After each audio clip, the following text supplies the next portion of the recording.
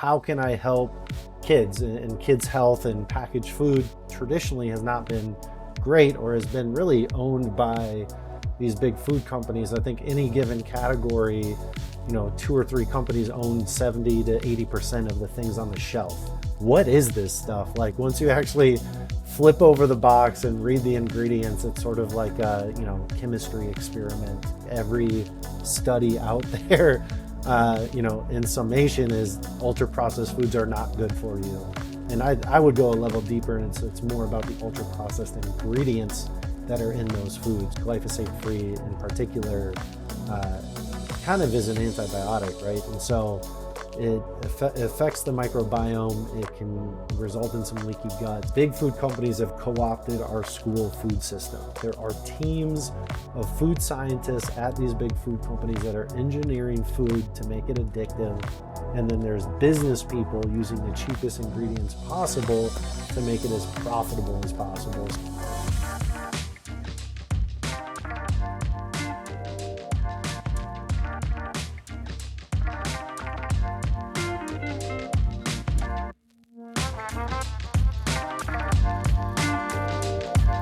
Awesome. Well, Parker, thank you for being with us today, and really appreciate what you're doing. That would just be helpful if you just start by introducing yourself and Lovebird and the mission and the vision for what you're building. Yes, thank you for having me.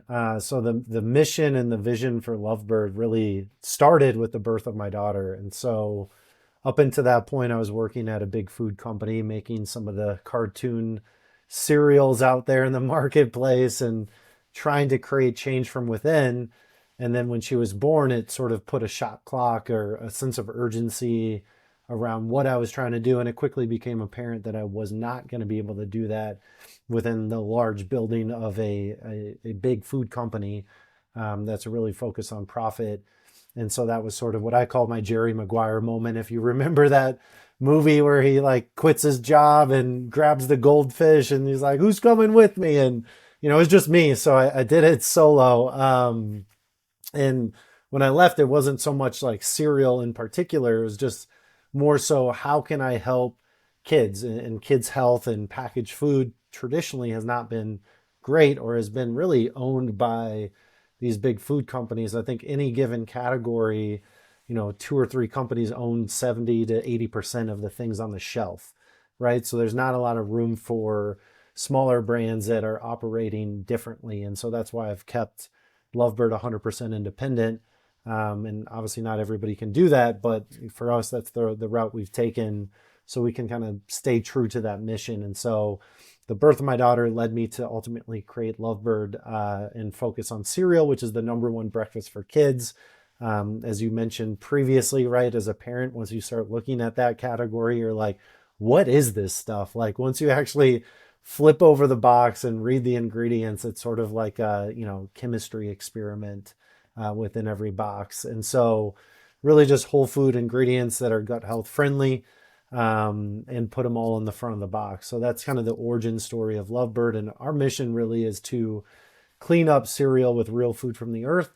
And we also fight childhood cancer by donating 20% of profit. And so that really stems from, how can we do the most good with what we have, and trying to shift business from this, profit for the sake of shareholders, to kind of profit with purpose, and that's how we define it. And, it's been a fun ride so far. Every day is a gift, I like to say, but it's been good.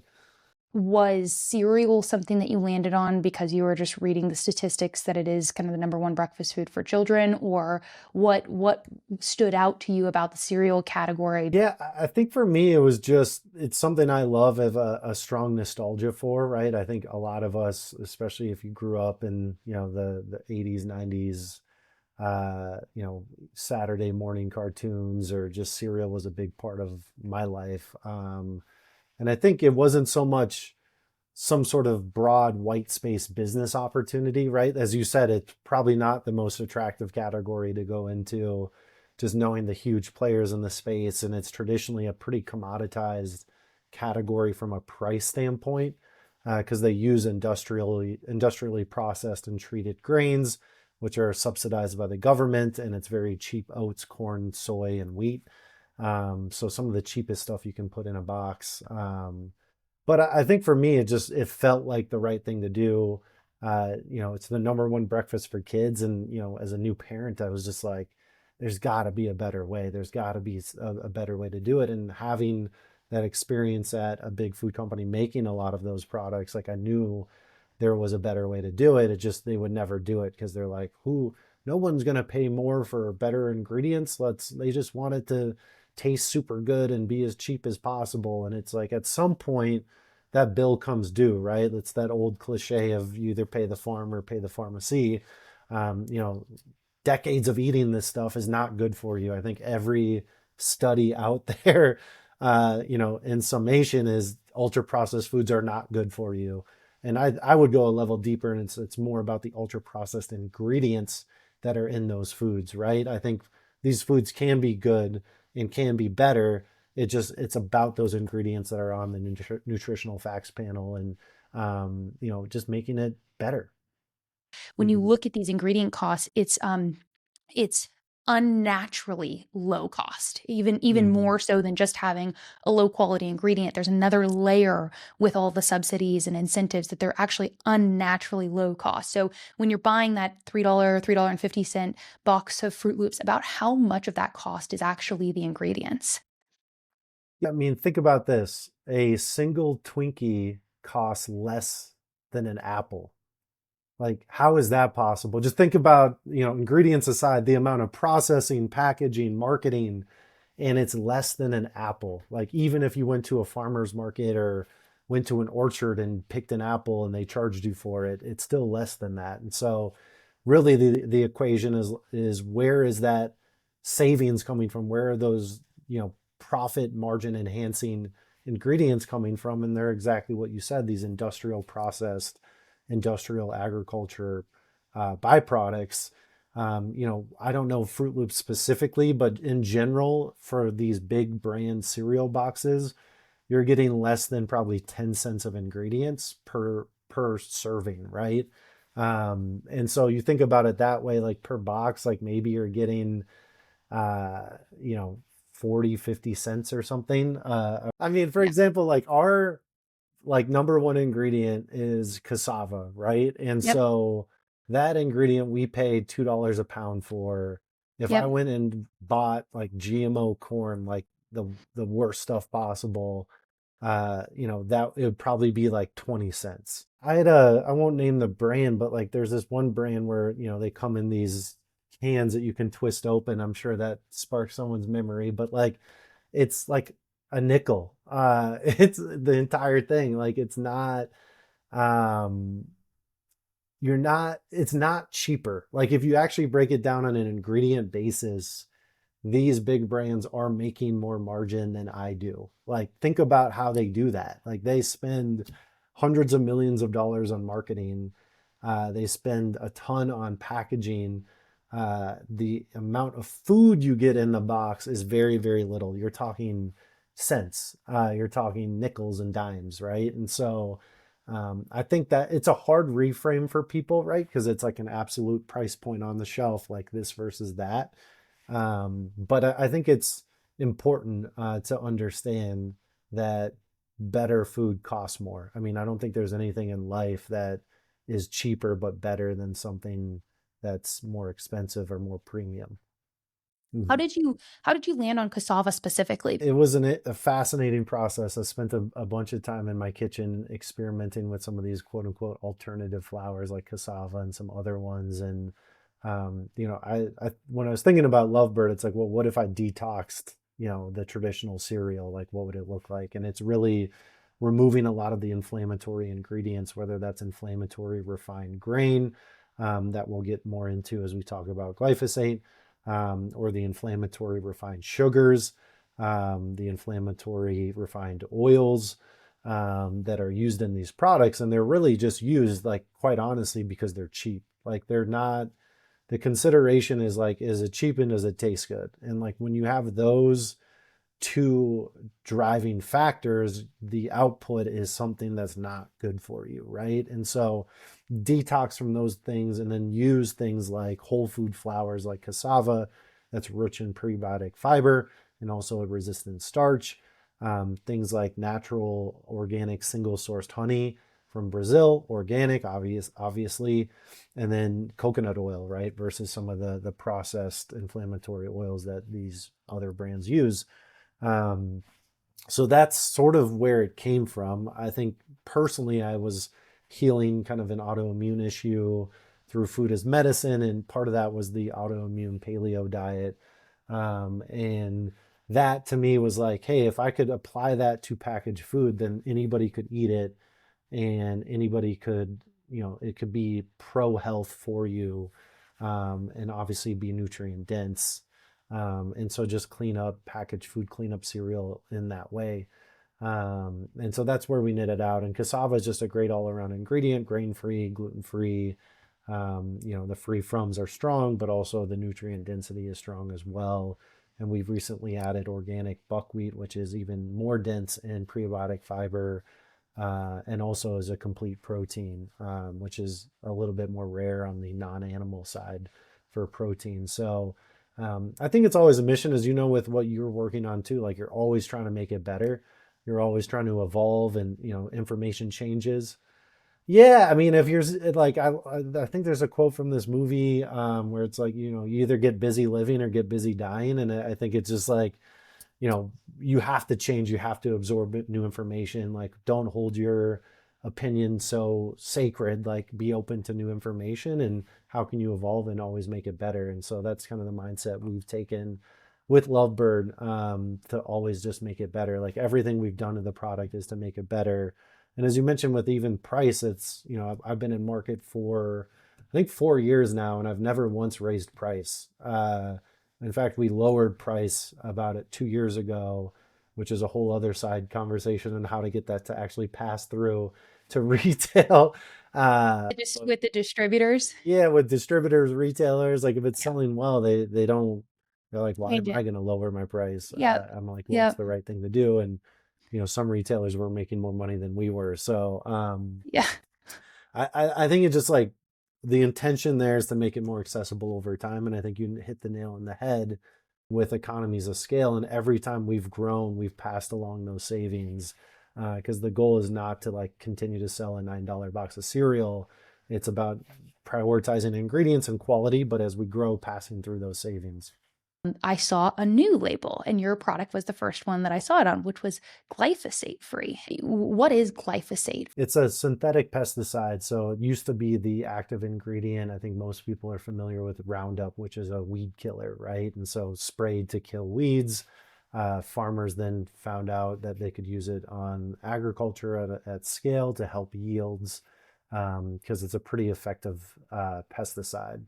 I think it's designed to kill bugs, and pesticides, and pests, right? And so I think the issue is when you have anything that goes from zero, and I had to look up the stats so I get it right, but it was 0%, like glyphosate was 0% in 1960 in terms of use on our farmland. It's now touches 80% of food. And that's in a span of roughly 70 years.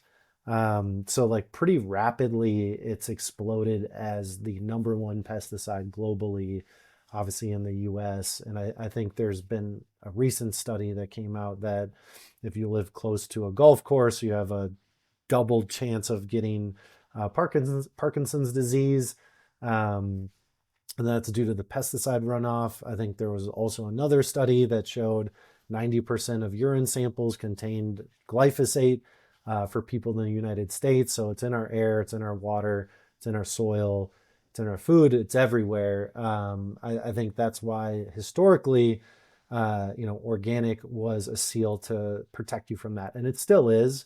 I think glyphosate free or glyphosate residue free, which is kind of a third body certification mark, takes it one step further and actually tests for that, right? Like farmers that are follow USDA organic guidelines cannot use glyphosate, right? There still could be some drift in the air. They could be rotating crops on farmland that did use glyphosate and now doesn't. There's a lot of complicating factors, and I think it's very easy, as a parent and as someone who dives deep into these issues, like there are some freak out moments, and I think this was one of the ones where you can, fall down the rabbit hole a little Spiral. bit. You can spiral. Spiral Yeah. for sure, for sure. Like, oh my God, everything's poison.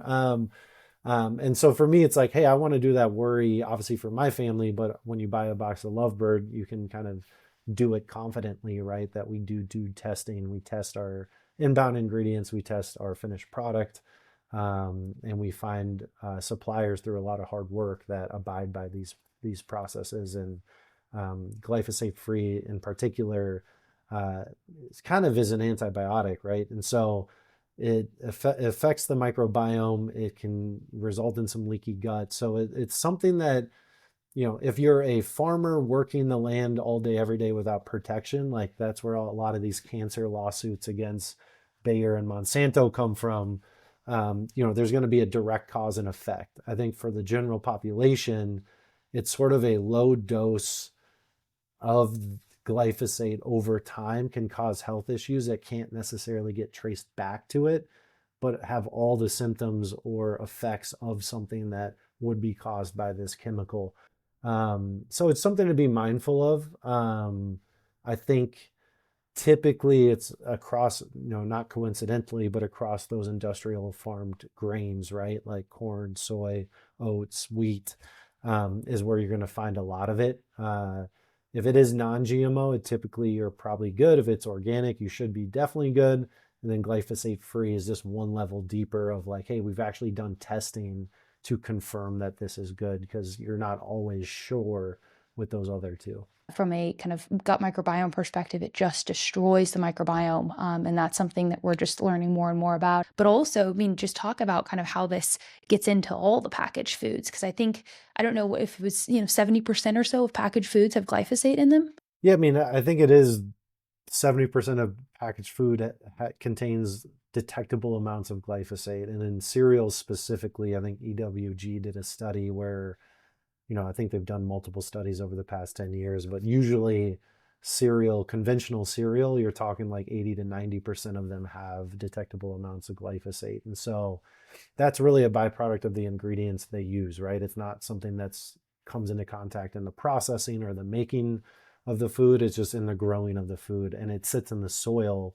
I think I saw somewhere that like if it's an industrial farm that's been using glyphosate, it takes like decades after you stop using it for it to completely, disappear from that farmland. And I think, it doesn't just sit in the farmland, right? It gets washed into water beds and washed into creeks and rivers and winds up in different places. And I just think if you even just zoom out, anytime you go from 0 to 80% of our food in a span of 60 to 70 years, like in a generation, like there's no chance for our body to even, like our bodies are amazing. Like our bodies can adapt if they're supported in the right way, but that's just a lot for us to handle. And I think that's why you're seeing a lot of these ill health effects.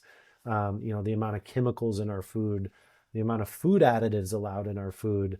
I think around the same timeline, there was maybe 10, 15 food additives approved in the 60s, and now it's 5,000 synthetic and 10,000 general food additives that are allowed in our food. And I think there's this broken model of how can I, to use your words, how can I make it cheaper and faster versus how can I make it better, right? I don't think we don't have a shortage of food in our country. We have a shortage of quality food. And I think a lot of the packaged food, it never fills you up. I think everyone's, at least unless you're one of the few that have never had a bag of Doritos or an Oreo growing up, like it's just impossible to just eat one, right? And it's designed to do that. There are teams of food scientists at these big food companies that are engineering food to make it addictive.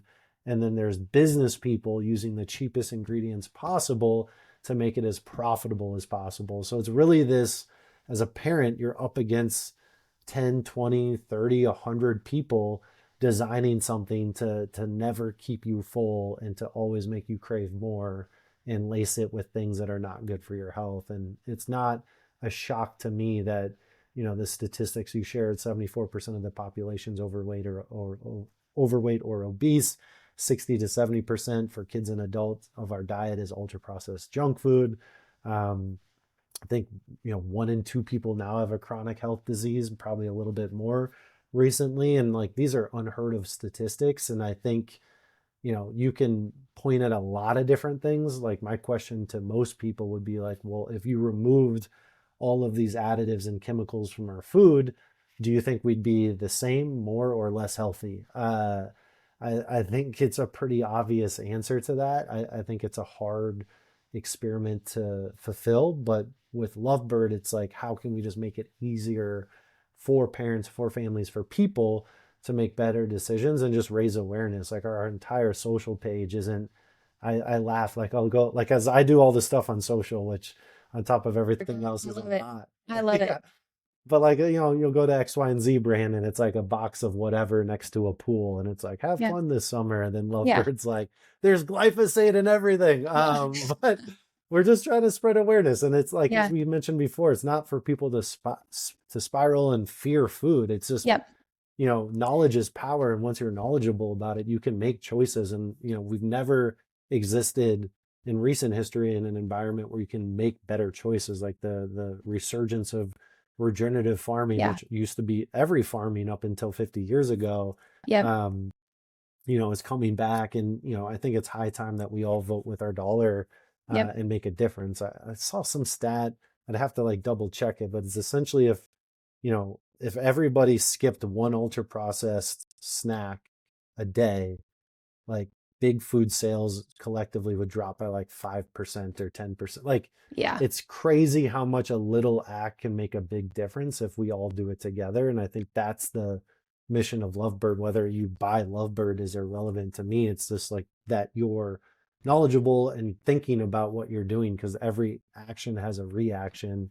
And I think together, like we can truly make a big difference. One of the things that I would love to see change from a legislative standpoint, I think if this current kind of MAHA group can't do it, I don't know who can type of thing. So I'd love to hear your perspective of this and maybe even what you would love to see happen within these food categories that are marketing to children. Because I just do not think that it should be legal. Yeah, it definitely should not be legal. There should be a ton of legislation or regulation. I mean, I'm all for free markets, right? Let people decide. But the fact of the matter is, it's not an even playing field when you consider how cheap some of this stuff is. Even the SNAP government assistance for these products, for soda, for cereal, all of these items that qualify for it that aren't healthy at all. You can argue vitamin fortification. Most people would argue it's not. It's probably even worse. Just get your vitamins from food. But if that's what you're hanging your hat on, like that's not a very great thing. Just to even zoom out, like $1.8 billion a year is spent on advertising to kids. Like Jeez. it's crazy. Just from food companies, Parker? Fast food, about 40% of that's fast food, about 51% of that's like sugary cereals and sugary soda. Jeez. And 1% I think is spent on fruits and vegetables, right? By whatever, I don't know who's Yeah. doing that, some like Blueberry Council of California, right? The Almond Uh, Council of California. Yeah. yeah, right. And so like as a parent, it's one thing to make good choices. It's another thing to get your kid to eat it and what that marketing does. And there's actually tactics and strategies at these big food companies that call what they call like kid ask or mom nag. And it's like, how can we get little Billy ask their mom for our product, right? And that's why you see these partnerships with YouTube, Disney Channel, Nickelodeon, whatever. Bigger companies are a little bit more strict where they won't advertise directly, but there's a ton of things they do on the periphery that is just as bad, right? Whether it's product placement or whatever it might be. There are child advertising councils inside of some of these companies that try to regulate it, but that's essentially the fox guarding the hen house, right? Like you can't self-police yourself because guess who's going to win out at the end of the day? Like the brand is, the business is, business first is what you always hear at these companies. And so as a parent, it's overwhelming, to be honest. It's enough to have the energy after taking care of your family, providing for your family, and then having to worry about all these things in your food. I quite honestly believe that no parent, no mom, no dad should have to worry about Yeah. is their food safe or not? And like that's where some of this regulation and legislation should come in. I think some South American countries banned cartoon characters on the Mm. front of sugary cereal boxes. Like that to me is at least the start. Like it is Mhm. scientifically proven that products with cartoon characters on them sell better to kids than those without. Then they do these equity partnerships with like Frozen and whatever hot equity. And it's like near impossible to walk down that aisle with your kid without them being like, hey, I want Anna, I want Elsa. And they don't even know what's in the box, right? Like you could put that on vegetables and they might even eat it, right? And then once they actually eat it and it's designed to be addictive, like it's just not an even playing field, right? And so with Lovebird, I've tried to be intentional with super muted colors and essentially let parents be the gatekeeper on like what they bring or not bring in the house. We started printing on craft board. We've actually transitioned to more of a whiteboard to add a little bit of color because like what we found is like parents who have never heard of us before just didn't think of us as like a family cereal. And so we've added a little bit of color, but we'll never put a cartoon character on the box. When you have young kids, like those first 3 years are critical to Yeah. expose them to real food. And Yep. I think everyone's been on a, TikTok or Instagram rabbit hole where you see some of these people like making their kids breakfast and it's like donuts and fruit juice. And it's Yeah. just like, well, if you're eating that at a young age, like that is your flavor preference. That is building your Yep. palate. And that's what you expect. It's essentially like feeding your kids like low dose like drugs. Yep. And it's just like, how are you going to break that sugar addiction when it's designed to make you addicted?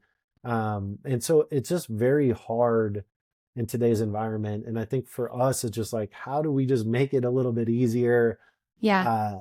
Provide a little bit of awareness. But I think on the legislation front, like I absolutely would outlaw the use of cartoon characters on Yeah. products that don't meet certain nutritional guidelines, Standards. right? Yeah.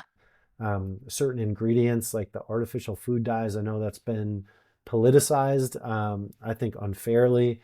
Hmm. I think when you actually break down the fact that they're petroleum based Yeah. dyes, Yeah. that even if they're somewhat linked to behavior issues or Yeah. attention deficit disorders, why are they in our food? Like, Yeah. if there's even a Yeah. shadow of a doubt, there's no Yeah. reason they should be in their food. Like Fruit Loops is Yeah. selling a version without them abroad, but here they're like, Yeah. have at it. It just doesn't make sense to me. And I think that's something that needs to come from top down because Trix, if people remember back, I think in 2016, actually did remove artificial food dyes Sales and plummeted. they dropped Yeah. in half in like Yeah. 6 months, which is crazy. We're talking Yeah. hundreds of millions of dollars in loss.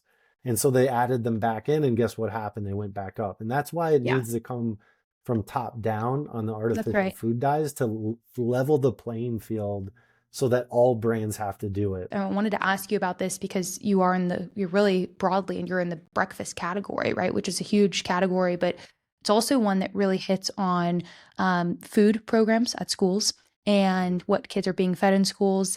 I think I saw a post from you guys a while ago that caught my attention of you were doing some work. I don't know if it was locally in Minnesota or wherever it was of getting Lovebird into schools. Obviously, this is another thing that comes back to cost, right? Once you can mass produce Lovebird at a much cheaper cost, your raw materials are down, then you could do a lot more food service, right? Which is where we would see this kind of play into schools and other institutions. But what's your take on that? You hit a great point. I think with food dyes in particular, and to tie these two things together, one-offs, like I'm not here saying like you eat food dyes once and everything's over, right? It's the repeated exposure and it's making sure that there are groups that are over reliant on some of these products and people over reliant on some of these products. And, for any given brand, like 20% of the people make up 80% of your sales, right? So there's like 20% of the people that are quote unquote super users, right? And those are the people that are eating it every single day, multiple times a day. And those are the issues you have. It's like, I've been in focus groups where someone's a super user for like Coca-Cola and they drink 2 12 packs a day. Like, that's where the people are like, oh, like you'd have to drink X amount of cans for like aspartame to be bad. It's like there are people that are consuming that amount of the product. Like how is that even a good argument that like, oh, like you'd have to drink like 20 cans? It's like literally there's people drinking that much of soda and there's people eating that much of cereal.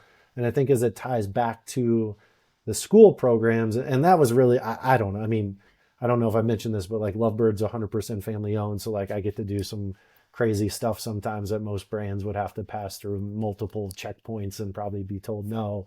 But I was like, I was working out and, you know, my daughter came home and she brought home like Fruit Loops. I'm like, where'd you get those? And she's like, oh, they're handing them out at school. I'm like, handing them out at school? Like, I think I know a guy that might be able to help clean this up. And like, I dug more into it and did that post just to like bring awareness to it. And, you know, I got some screenshots from some school food, like school food director decision makers of like their private Facebook groups, and people like, who the heck is this guy? Like, what is he talking about? Blah, blah, blah. Like an old guard where like, hey, like frozen blueberries with like a blue dye are fine for people. Yeah. And then there's a lot of more progressive people, especially on the coast, and a lot in the Midwest too, that reached out and want to partner and find a way to do it. And so, you know, what ultimately happened is our K through 12 national price match for legacy cereal products. And we, with this buckwheat renovation to our Wow. core, we actually now qualify for reimbursement, which is huge, and that will Cool. help a lot of these. If people aren't familiar, schools make purchasing decisions, and then the Mhm. government will actually reimburse Reimburse them. some of Yeah. that food costs. I think like for breakfast, for example, they have like $1.80 to feed a child, right? Which is not a lot of money. Yeah. For lunch, it's a little bit more, but these are budget constrained schools that, I mean, I don't want to get too much into the history of it, but the short of the long is that big food companies have co-opted our school food system. It used to Mhm. be, if you rewound the clock even 50 years ago, 60 years ago, that every school was a scratch cooking kitchen. Now, you might not have loved Yeah. the liverwurst or whatever they were serving at the Yeah. time, but like everything was made in that school cafeteria. But now, Yeah. as school profitability has been put under pressure, they started outsourcing some of that food. And essentially, a lot of these schools have lost the ability to scratch cook because they don't have the staff, they don't have the kitchen appliances or things that are needed to make it. And so food companies swoop in and be like, well, here's a bowl of cereal, just add milk. Here's Prepackaged. a, Yeah. you know, microwavable apple cinnamon toaster strudel for what, Yeah. like Yeah. go look, you can just Google any school's M- like menu planning. Their It's all menu. Yeah. public, Yeah. and like 5 out of 7, 8 items are a packaged food item, and then the rest are coming from like Tyson or some of these other mass produced chicken nuggets or whatever that probably have a bunch of questionable stuff in it too. And so really for Lovebird, it was like, how can I help? Like I sell cereal. I wish I had enough capacity to tackle everything all at once, but I was like, hey, I can do this price match. You know, I just had lunch with a bunch of Northern California school food directors who are super excited about it. So we're hoping to roll out like a pilot program. But I mean, we're doing that at, you know, a little less than break even, but it's just to like create some change. Because as you mentioned, like the biggest opportunity are the people that have no other choice. So it's how can we provide a better choice? And you know, what's crazy is like talking to some of these people like that work at these schools, it's like they don't feel great about it. Some of them are, you know, oblivious and don't care and like are smoking cigarettes on their lunch break. Like that's fine. Like, you know, whatever they want to run their school as, but there's a lot of people that care. And what they really get upset about is these big food companies own the entire system. There's like two companies that they can buy from. So there's really no free choice. You talk about not an even playing field. And then also they'll sell lower sugar products in the K through 12 system to meet the quote unquote guidelines. But then the kid becomes familiar with the cereal, familiar with the brand, and then when they're walking in the grocery store with their parent, they're like, I want that. And guess what? That's the full sugar version on the grocery store shelf. So you just went from double the sugar for most cases. And like that's, how they get people hooked on it at home too. So it is kind of a, I would say, unethical practice within the K through 12 system. And not to ramble on for this any longer, I just think there are a lot of great people that want change. There's been no one to step up to provide something because it is a very difficult channel or difficult, retail. I guess you could think of them as a channel to navigate because there's a lot of red tape with the It is. reimbursement. Yep. No one's like making a ton of money in that channel. Food companies make good money because they can sell super, super cheap products. I mean, you're talking about they're buying cereal for like 30 cents a serving. Ours is like north of $1. And so we have to like compress our margins and essentially take out our profit to like make it a little bit more obtainable for these school systems. I'd love to hear kind of, what have been some of the biggest challenges and what has kind of surprised you the most?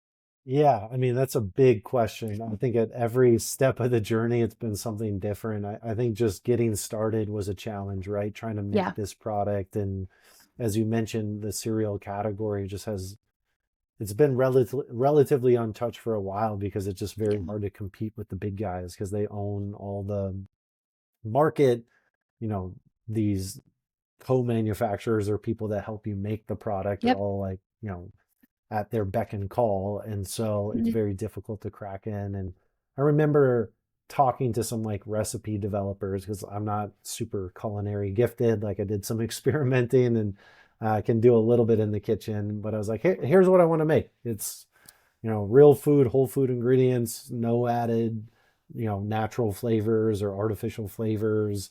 And they kind of laughed at me. They were like, "What? No one's gonna buy that. It's gonna cost so much. It will never taste good. People don't care." And I think as an entrepreneur and really just as a person, no matter what you're doing, there's a lot more people out there to tell you no, and you really have to rely on your intuition to like find the yes. And I think there's a lot of times, and I think anybody looking back, no matter what they've done, there's like, "Hey, I could have given up here, could have given up here, could have given up here." But if you believe in it, you have to keep going. And I think that purpose and mission behind Lovebird is too strong for me to ever give up. And so like breaking through the barrier just to launch it. And then once I launched it online on my website was like, how do I even get people to like become aware of this thing? And, I had passion for like education and content and just started posting on Instagram and, took time to build up an audience or a community, but there's a ton of people out there that are hungry for this change. And I think now more than ever, people are hungry for that change and are becoming aware of it. And I think a lot of people, no matter what it is in life, but especially with like, if you want to call it like low tox living, which I think is a little bit of a misnomer because it's like there will be like toxic things.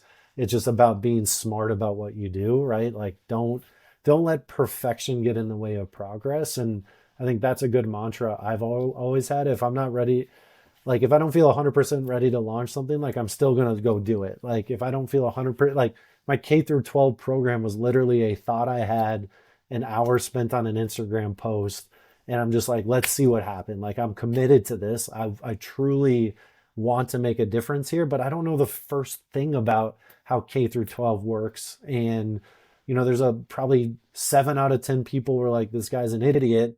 3 out of Yeah. 10 were like, let me help this guy. And Yeah. I think there is a reason for us to change and do better. And those 3 out of 10 people made all the difference because when your intentions are true and pure, like people are attracted to that, and you just are so much better together and amplify your effect.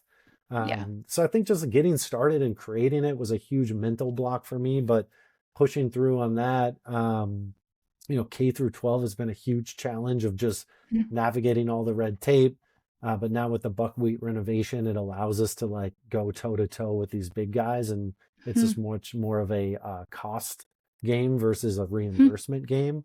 Mhm. And then I don't like things like Costco. Like I take my hat off to them. I mean, I think Yeah. honestly, having worked at a big food company and now at what I call a small food company, and interacted with Costco on both sides, they are just an A plus retailer. If you shop at, I totally agree. I don't think yeah, consumers realize this. This came up in a meeting the other day in DC with mhm. lawmakers, and they were asking about our category of supplements and the quality at Costco.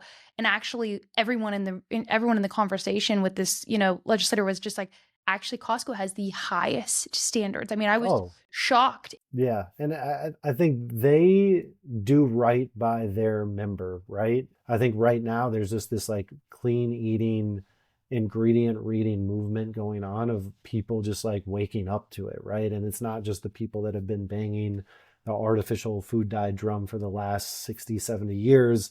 It's people like, oh, like maybe this Honey Nut Cheerio isn't as good for me as maybe something else, right? And I think we're seeing that with our Costco rotation now, where it's just like, oh, people are like putting back the Honey Nut Cheerios and trying Lovebird. I think like obviously retailers like Whole Foods, like they were with us.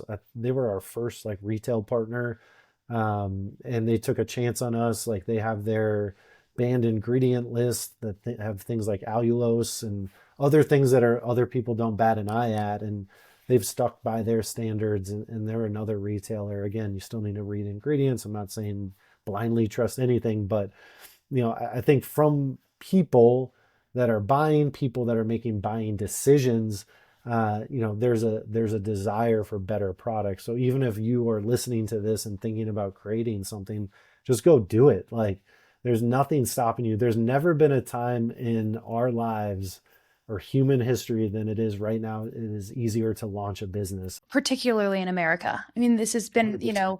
one of the things that, when you go and travel and you really understand the rest of the world, and then, someone will say something negative about America. And I've been in entrepreneurial environments my whole life, but particularly since I was 18, 19, have built a lot of companies. Some have done really well, some haven't. It's been this total mixed bag.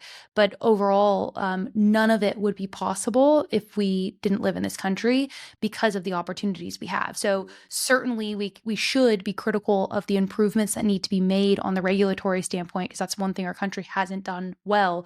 But to your point of believing in kind of free markets and choice, we have to leave an aspect of that, because that's what allowed you to start Lovebird. Thank you for what you're doing, and I can't wait to see where the company goes. Obviously, we're going to be there and be fans of the business through all the different stages. And I guess the last kind of question in closing would just be if you have some predictions or thoughts on where the food industry goes over the next 10 years.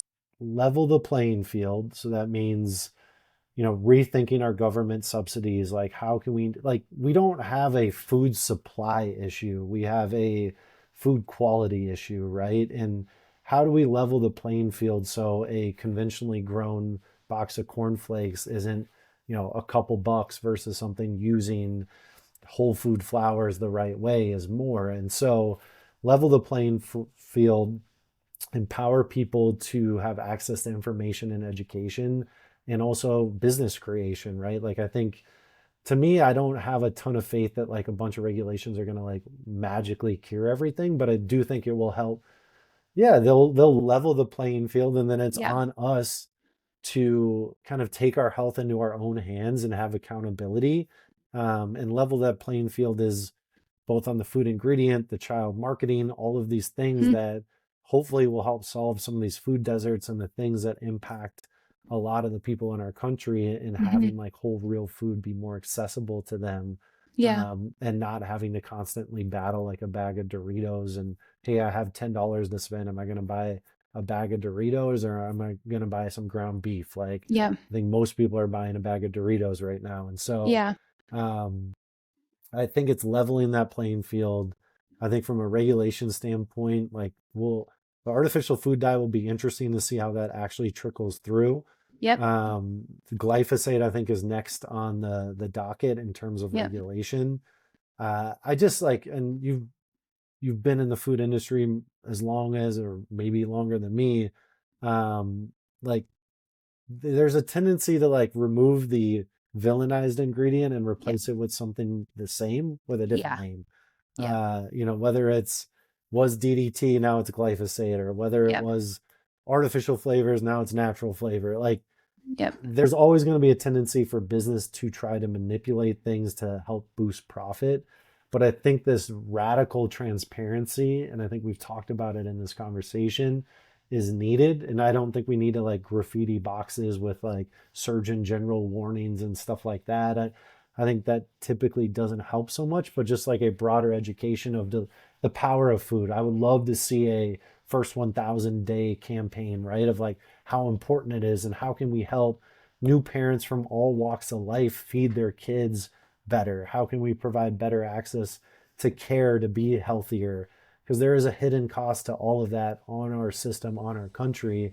If we can help raise up people and help them live their healthiest lives, they can help the country, right? And so I think we're all in it together. Like I've never been more excited and optimistic. But I think ultimately it still rests with us to take control and advocacy for our own health.